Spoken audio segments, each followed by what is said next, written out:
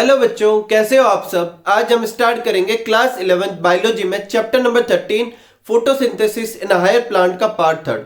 अगर अभी तक आपने प्रीवियस वीडियो नहीं देखा हो जिसमें अपन ने फोटो सिस्टम और उसके टाइप फोटो सिस्टम 1 और फोटो सिस्टम 2 के बारे में डिटेल में स्टडी किया था, तो आप इस कार्ड पर क्लिक करके उसे विजिट कर सकते हैं। आज के वीडियो में अपन स्टार्ट करने वाले हैं लाइट रिएक्शन के बारे में। तो देखो, फोटोसिंथेसिस जो होता है वो दो स्टेप में होता है, लाइट रिएक्शन और डार्क रिएक्शन। तो लाइट रिएक्शन के बारे में आज की वीडियो में अपन अच्छे से समझने वाले हैं। तो ये फर्स्ट स्टेप होता है फोटोसिंथेसिस का, और ये लाइट डिपेंडेंट होता है, लाइट की प्रेजेंस में ही ये हो सकता है। ठीक है, और इसमें क्या किया जाता है, लाइट को एब्जॉर्ब किया जाता है।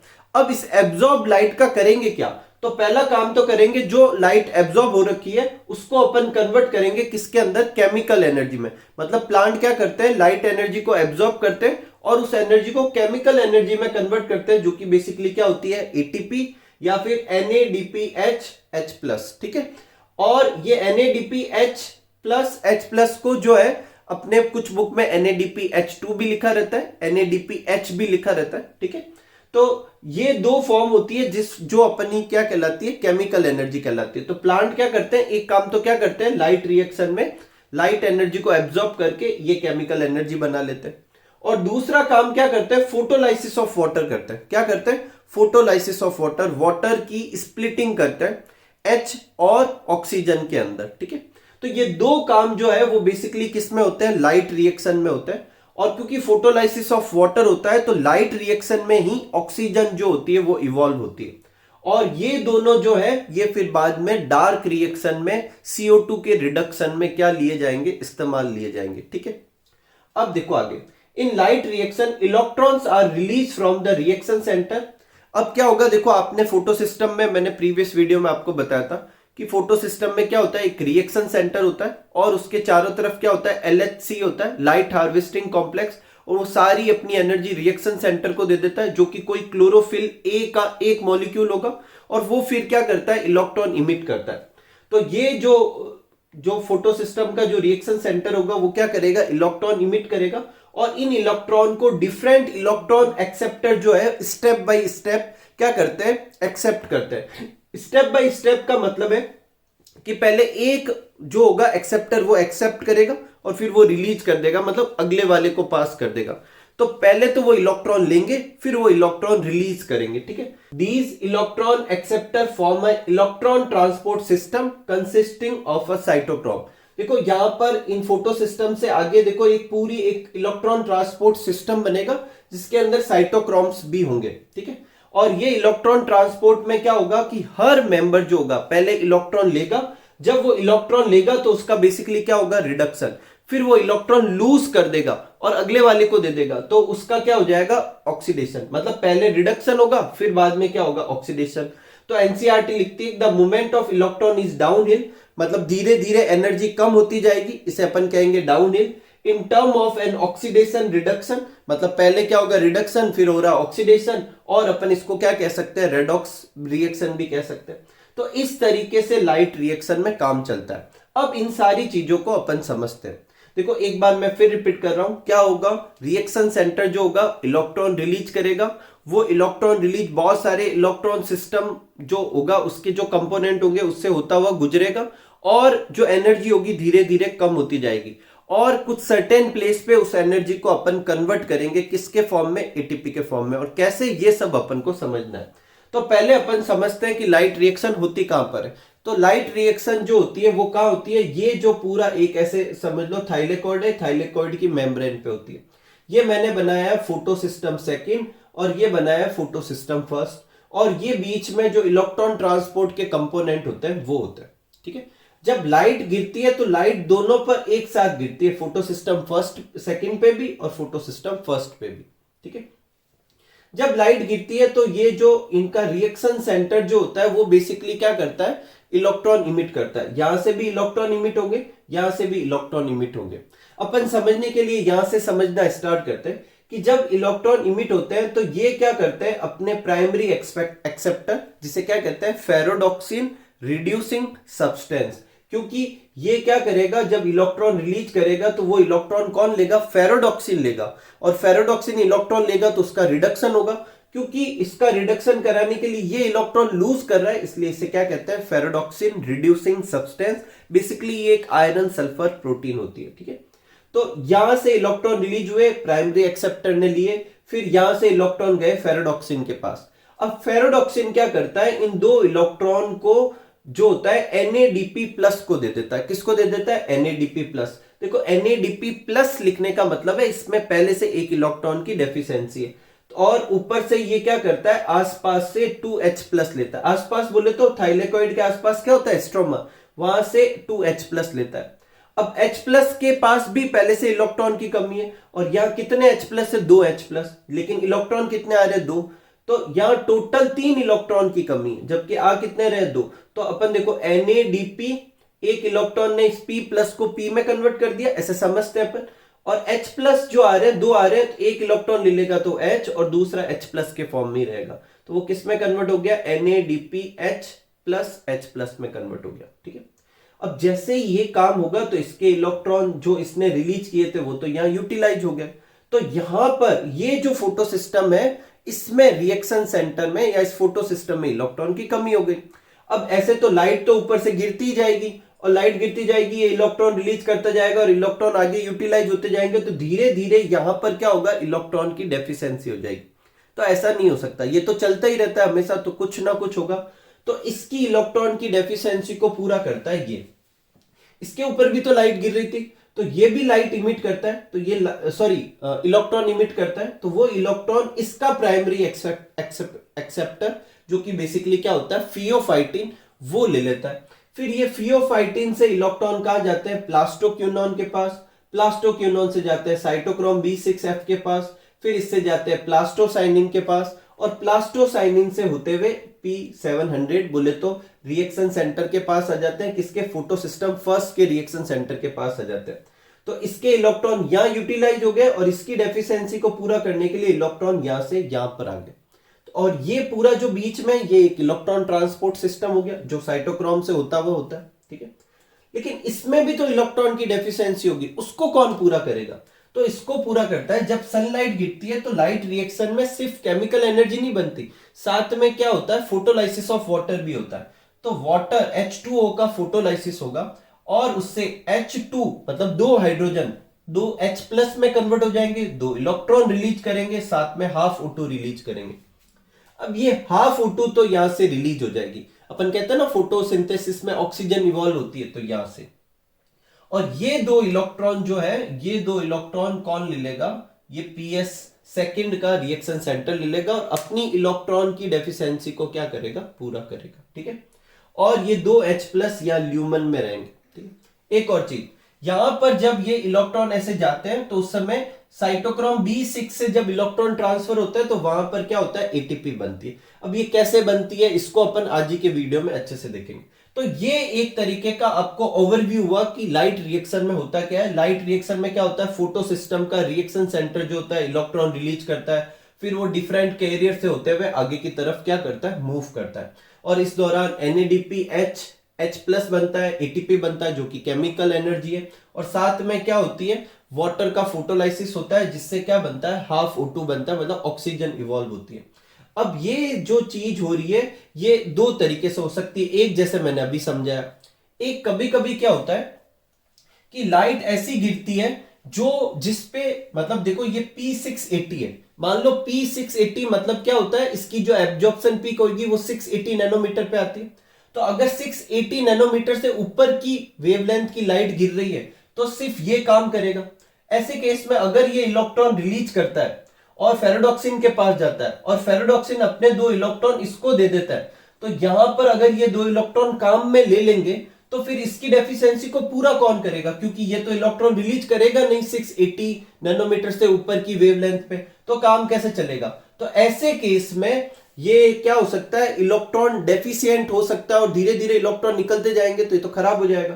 तो ऐसे केस में क्या होता है, एक और मोड भी हो सकता है कि ये क्या करता है, रिएक्शन सेंटर 2 इलेक्ट्रॉन रिलीज करता है जो फेरोडॉक्सिन रिड्यूसिंग सब्सटेंस के पास जाते हैं, वहां से फेरोडॉक्सिन के पास जाता है और यहां से फेरोडॉक्सिन ये 2 इलेक्ट्रॉन यहां ना भेजकर कहां पर ट्रांसफर कर देता है, प्लास्टोक्यूनॉन के पास।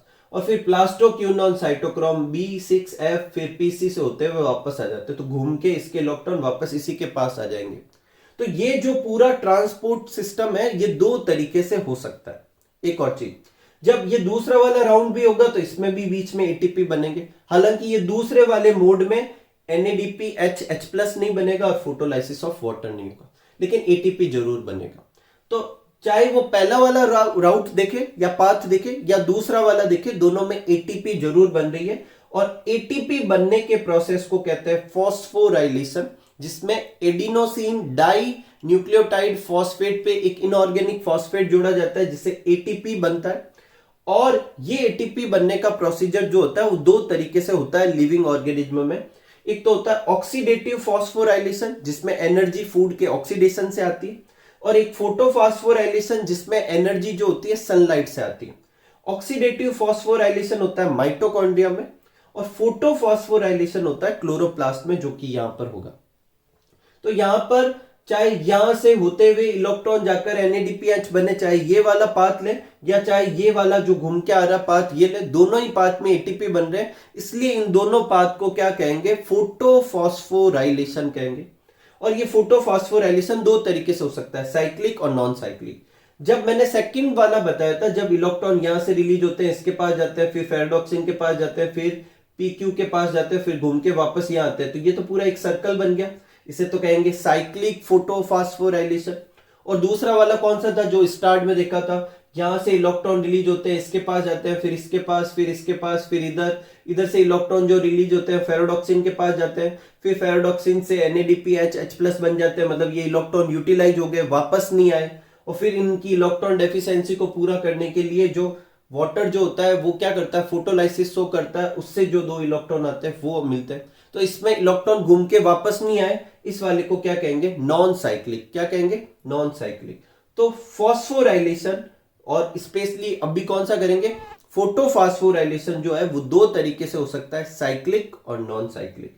तो लाइट रिएक्शन जो होती है अपन को दो टॉपिक के अंदर करनी है। एक तो पहले तो अपन क्या करेंगे, फोटोफॉस्फोराइलेशन को साइक्लिक और नॉन साइक्लिक फॉर्म में स्टडी करेंगे, और फिर ये देखेंगे कि ऐसा क्या होता है यहां पर कि जो एटीपी बनती है। ठीक है, इसे अपन कीमो ऑस्मोटिक थ्योरी में या कीमो ऑस्मोटिक हाइपोथेसिस में क्या करेंगे, अच्छे से स्टडी करेंगे। ठीक है, तो पहले आप एक बार ये अच्छे से नोट कीजिए, फिर अपन साइक्लिक और नॉन साइक्लिक फोटोफॉस्फोराइलेशन को अच्छे से समझते हैं। ठीक है,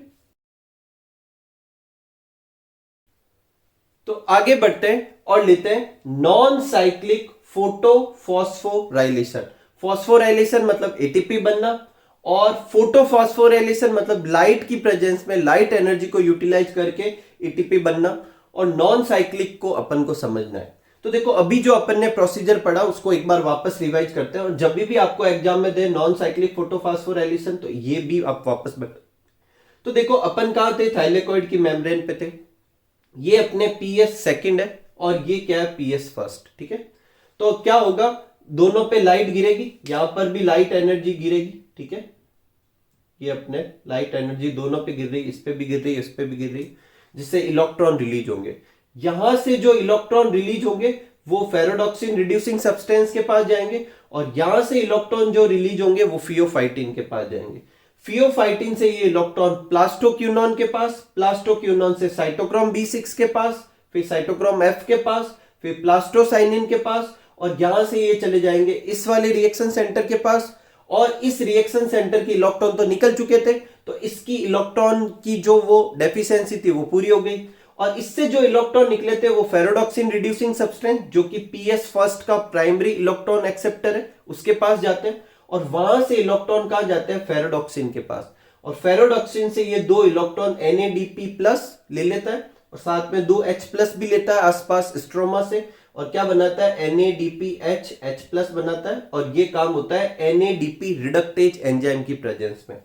तो जो दो इलेक्ट्रॉन यहां से निकले थे होते होते यहां यूटिलाइज हो गए, तो वो दो इलेक्ट्रॉन घूमकर वापस नहीं आ रहे। क्योंकि वापस नहीं आ रहे इसलिए इसको क्या कहते हैं, नॉन साइक्लिक फोटोफॉस्फोराइलेशन। कि भाई फोटोफॉस्फोराइलेशन तो हो रहा है पर जिसने इलेक्ट्रॉन रिलीज किए थे वो इलेक्ट्रॉन उसके पास उसी पाथ से वापस नहीं आ रहे।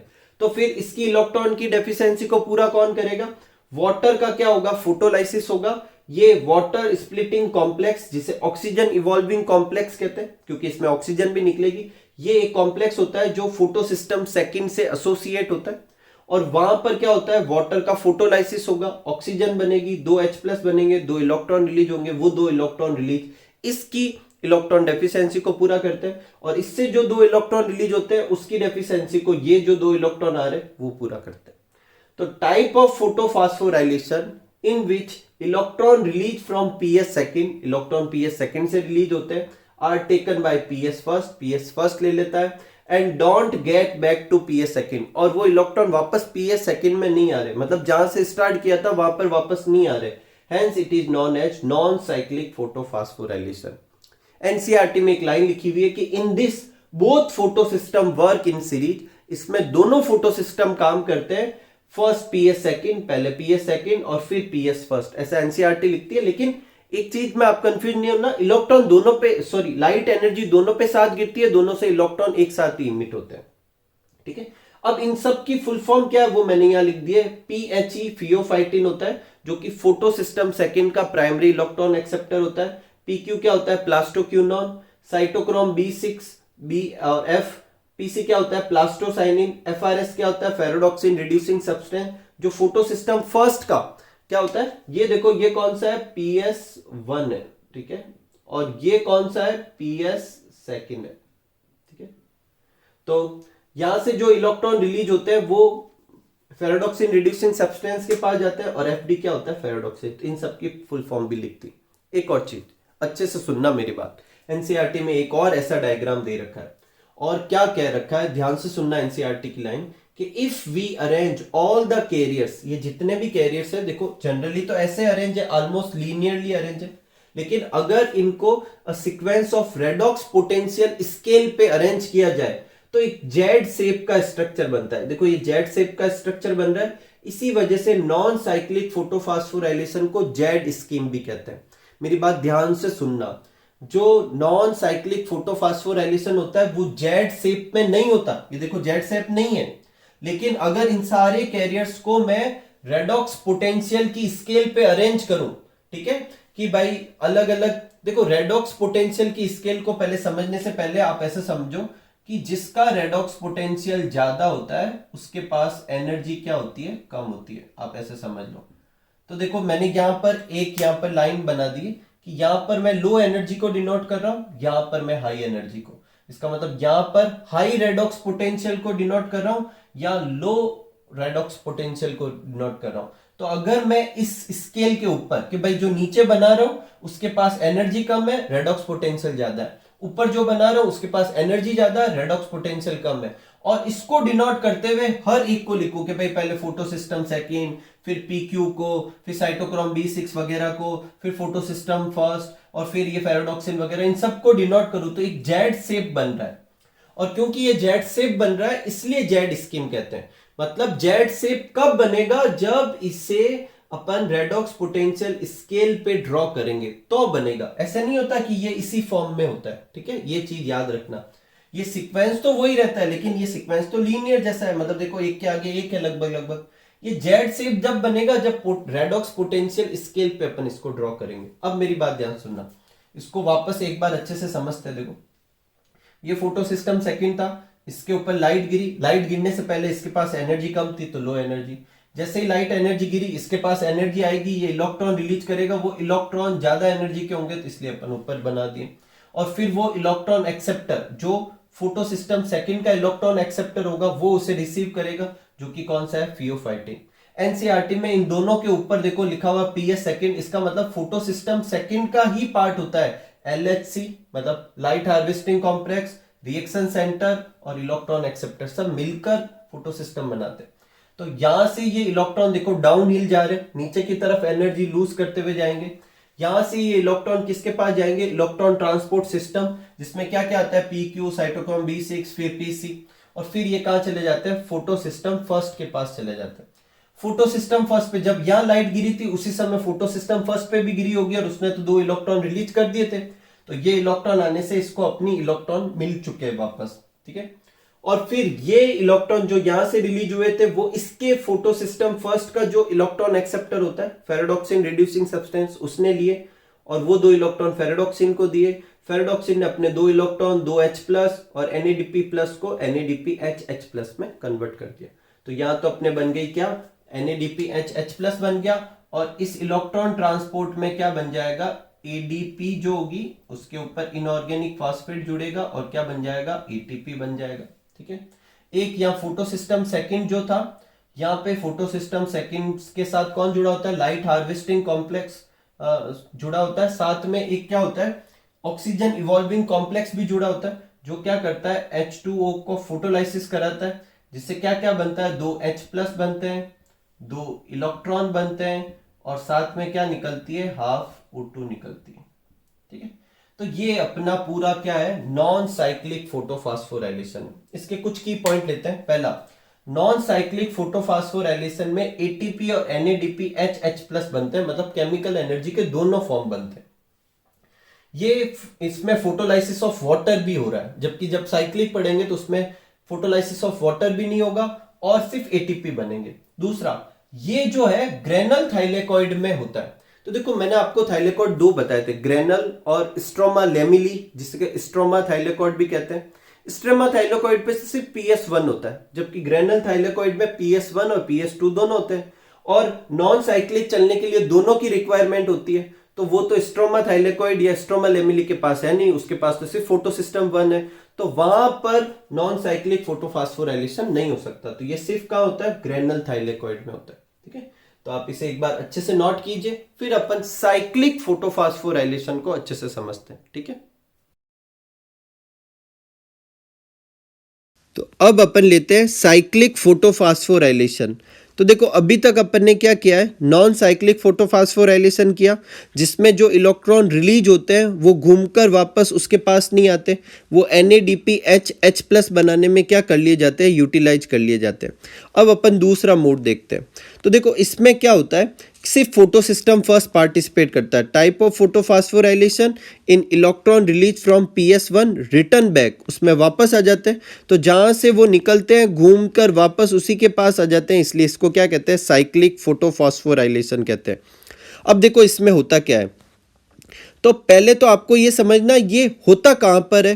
तो एक तो जो स्ट्रोमा थाइलेकॉइड है अपन ने अभी देखा था कि non cyclic photophosphorylation granal thylakoid में होता है क्योंकि उसमें PS1 और PS2 दोनों होते हैं। ठीक है, लेकिन स्ट्रोमा थाइलेकॉइड में तो सिर्फ PS1 होता है तो उसमें नॉन साइक्लिक फोटोफॉस्फोराइलेशन तो हो नहीं सकता। तो एक तो स्ट्रोमा थाइलेकॉइड में क्या होता है PS1 ही होता है तो वहां पर सिर्फ साइक्लिक फोटोफॉस्फोराइलेशन होता है। एक जो लाइट जब 680 नैनोमीटर से ऊपर के वेवलेंथ की गिरती है तो उस समय फोटोसिस्टम सेकंड जो होता है वो इलेक्ट्रॉन रिलीज करता ही नहीं है, उस समय सिर्फ PS1 ही इलेक्ट्रॉन रिलीज कर पाता है। तो उस समय भी सिर्फ साइक्लिक फोटोफॉस्फोराइलेशन चलता है। तो 2 केस में चलता है स्ट्रोमा थाइलेकॉइड में जहाँ सिर्फ PS1 होता है या फिर लाइट जब होती है 680 नैनोमीटर से हायर वेवलेंथ की गिरे। अब इस केस में क्या होता है जो यहाँ से 2 इलेक्ट्रॉन रिलीज हुए थे वो फेरेडॉक्सिन रिड्यूसिंग सब्सटेंस के पास जाते हैं, वहाँ से जाते हैं वो फेरेडॉक्सिन के पास।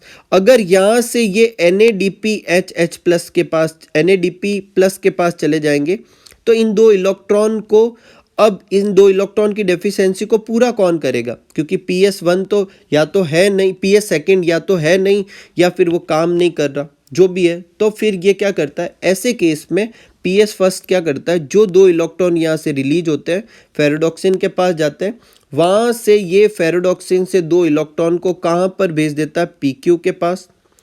PQ से ये 2 इलेक्ट्रॉन कहाँ जाते हैं साइटोक्रोम B6 और साइटोक्रोम F के पास, साइटोक्रोम B6F से वापस प्लास्टोसाइनिन के पास, प्लास्टोसाइनिन से वापस इसको ही मिल जाते हैं। तो इससे इलेक्ट्रॉन जो रिलीज हुए थे घूमकर वापस इसी को मिल जाते हैं। इसी वजह से इसे साइक्लिक फोटोफॉस्फोराइलेशन कहते हैं। In this case in these 2 case only, ये 2 केस कौन कौन से स्ट्रोमा थाइलेकॉइड और जब लाइट 680 नैनोमीटर से ज़्यादा की हो, इन 2 केस में सिर्फ साइक्लिक फोटोफॉस्फोराइलेशन होता है जो कि अभी मैंने बताया उस तरीके से होता है। एक और चीज़ मेरी बात ध्यान से सुनना, स्ट्रोमा थाइलेकॉइड में एक तो सिर्फ PS1 होता है, इस वजह से भी नॉन साइक्लिक नहीं होता। एक स्ट्रोमा थाइलेकॉइड में NADP रिडक्टेज एंजाइम भी नहीं होता, इस वजह से भी नॉन साइक्लिक नहीं होता, सिर्फ साइक्लिक ही होता है। और ग्रेनल थाइलेकॉइड में साइक्लिक भी हो सकता है, नॉन साइक्लिक भी हो सकता है। साइक्लिक तब होगा, ग्रेनल में तब होगा जब 680 नैनोमीटर से ज़्यादा वेवलेंथ की लाइट क्या होगी, गिरेगी। उसमें PS सेकेंड इलेक्ट्रॉन रिलीज नहीं कर पाएगा, सिर्फ PS1 ही रिलीज कर पाएगा। तो फिर इसको पता है कि अगर ये इलेक्ट्रॉन कहीं काम में ले लिए तो फिर इसकी डेफिशिएंसी को पूरा कौन करेगा, इसलिए ये इलेक्ट्रॉन इस पाथ से होते हुए वापस इसमें ही आ जाते हैं।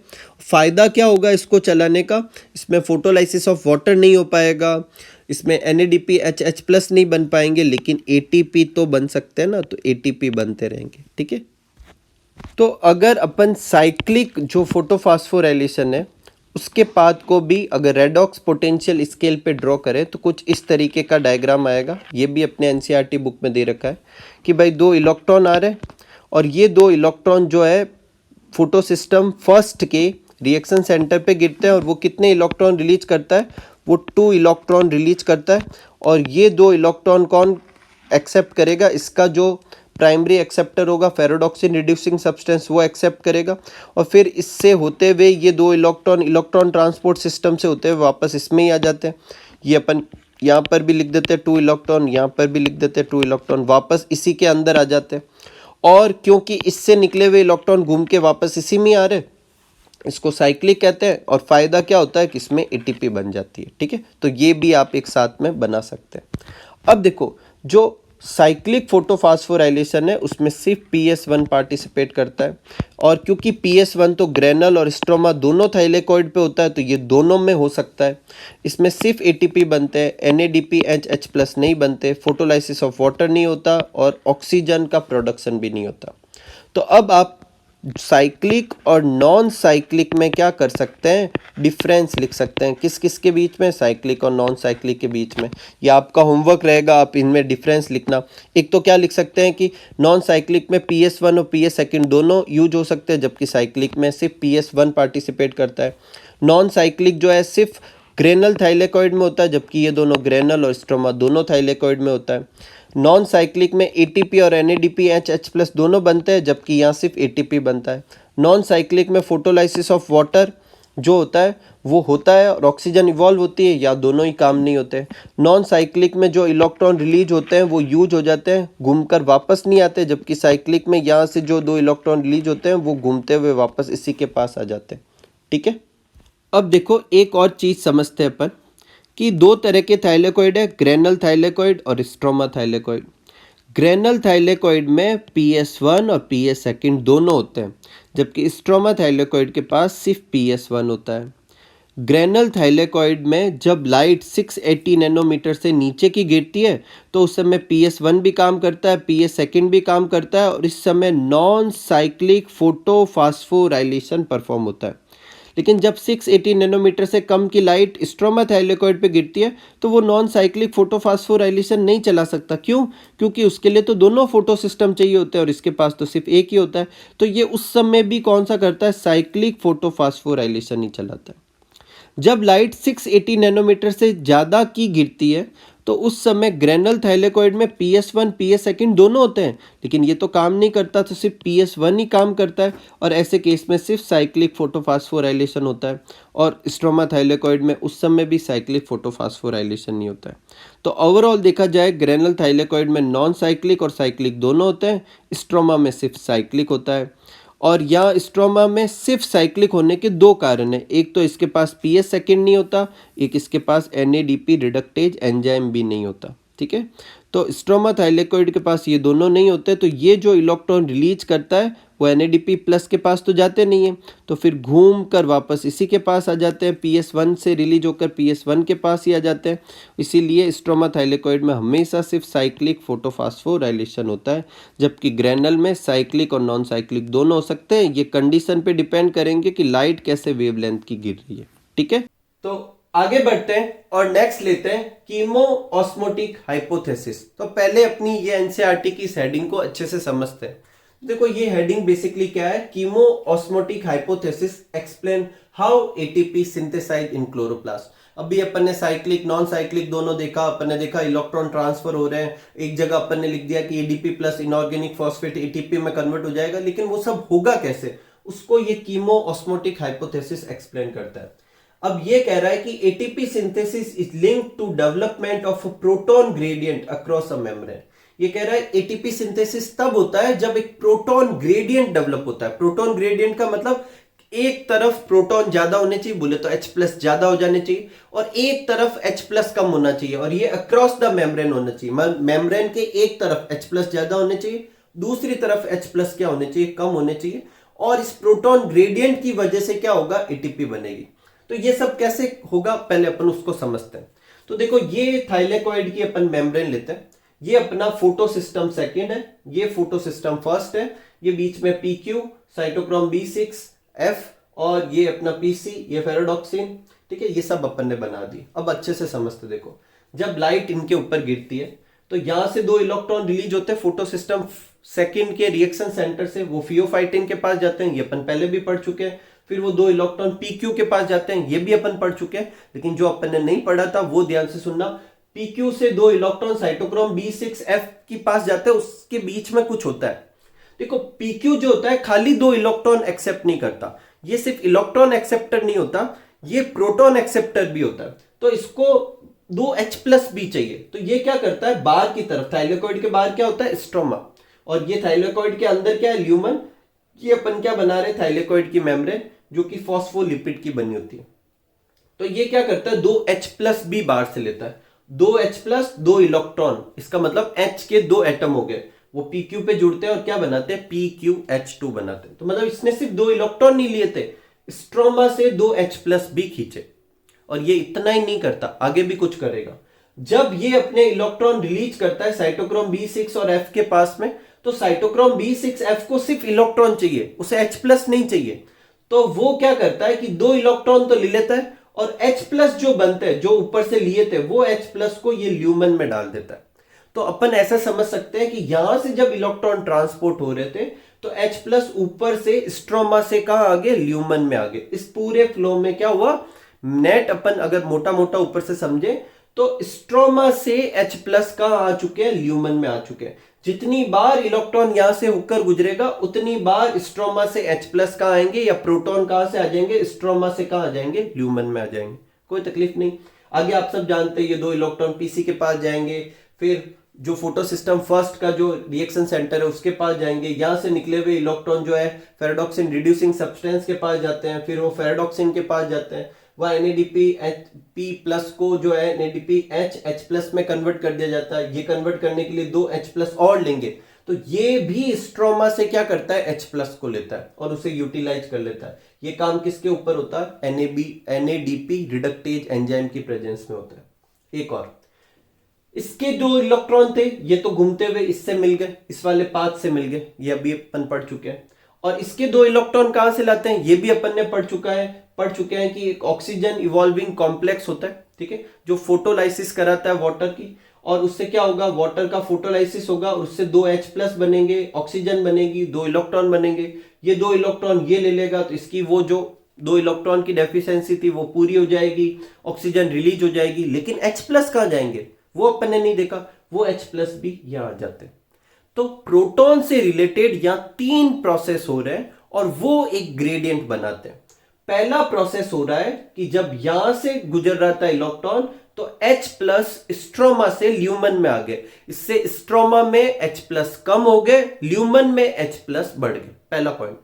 दूसरा, जब यहां फोटोलाइसिस हुआ था तो उस समय H प्लस बने, ल्यूमन में H प्लस बने, तो ल्यूमन में H प्लस के नंबर और बढ़ गए। और जब NADPH H प्लस बनता है तो स्ट्रोमा से H प्लस लिए जाते हैं, इससे स्ट्रोमा में H प्लस और कम हो गए। कहने का मतलब है इन तीनों प्रोसेस में स्ट्रोमा में H प्लस कम होते हैं और ल्यूमन में H प्लस बढ़ जाते हैं। तो ये जो पोटेंशियल ग्रेडियंट डेवलप हो गया कि भाई इस मेम्ब्रेन के इस तरफ H प्लस बहुत ज्यादा हो चुके हैं, इस तरफ H प्लस कम हो चुके हैं। इस तरफ H प्लस कम होने के दो कारण थे कि यहां से H प्लस इधर आ गए और एक H प्लस इसमें यूटिलाइज हो गए। और यहाँ H प्लस ज्यादा होने के भी दो कारण थे कि यहाँ से H प्लस इधर आ गए और फोटोलाइसिस ऑफ वाटर से भी H प्लस बने। ओवरऑल तीन कारण से इधर H प्लस ज्यादा इधर H प्लस कम हो गए। वो मैंने इधर लिख दिया कि प्रोटॉन ग्रेडियंट जो डेवलप होता है वो तीन कारण से होता है।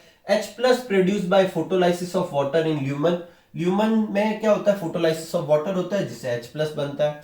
H plus transfer by PQ जो कि हाइड्रोजन कैरियर है from stroma to lumen. Lumen में स्ट्रोमा से क्या करेगा, H प्लस को ट्रांसफर करेगा। और तीसरा NADPH H प्लस फॉर्मेशन, वो भी H प्लस लेता है लेकिन वो कहां से लेता है, स्ट्रोमा से।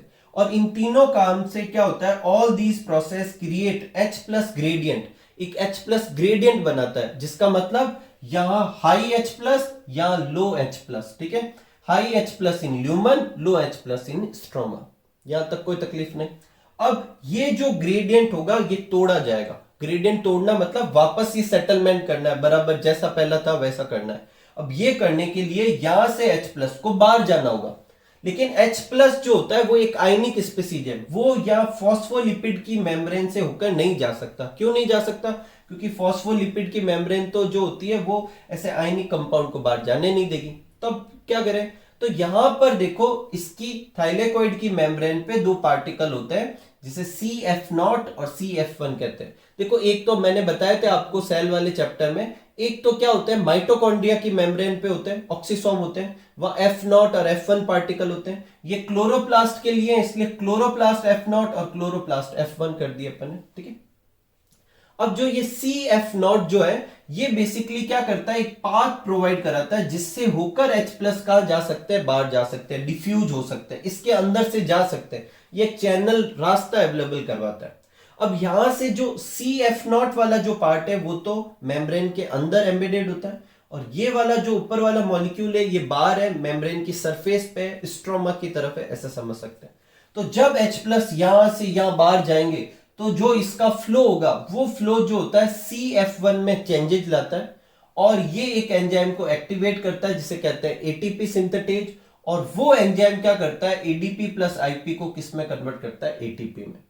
तो जो ये पोटेंशियल ग्रेडियंट बना था, सॉरी हाइड्रोजन का जो प्रोटॉन ग्रेडियंट बना था, वो ग्रेडियंट जब तोड़ा जाए, मतलब फ्लो यहां से H प्लस को इस चैनल से होते हुए बाहर भेजा जाए, तो उस समय जो होता है ATP सिंथेटेज ADP को ATP में कन्वर्ट करता है। तो देखो क्या लिखा हुआ, now this gradient is broken down by movement of H plus across the membrane, और ये किससे होता हुआ जाएगा, ट्रांस मेम्ब्रेन चैनल, जो कि कौन सा है, CF0, और ये किसका हिस्सा होता है, ATPase एंजाइम का हिस्सा होता है, और ये CF0 कहां पर है, मेम्ब्रेन के अंदर एम्बेडेड है। This movement produce enough energy, ये एनर्जी प्रोड्यूस करता है जो कन्फर्मेशनल चेंजेस लाता है किसके अंदर, CF1 में। ये अपने एनसीईआरटी में लाइन लिखी हुई है कि कन्फर्मेशनल चेंजेस आते हैं, आप ऐसा समझो कि ये एक्टिवेट हो गया CF1, और CF1 का होता है सरफेस पे होता है, स्ट्रोमा की तरफ होता है। Due to this enzyme form ATP, इससे ये एंजाइम क्या करता है, ATP बनाता है।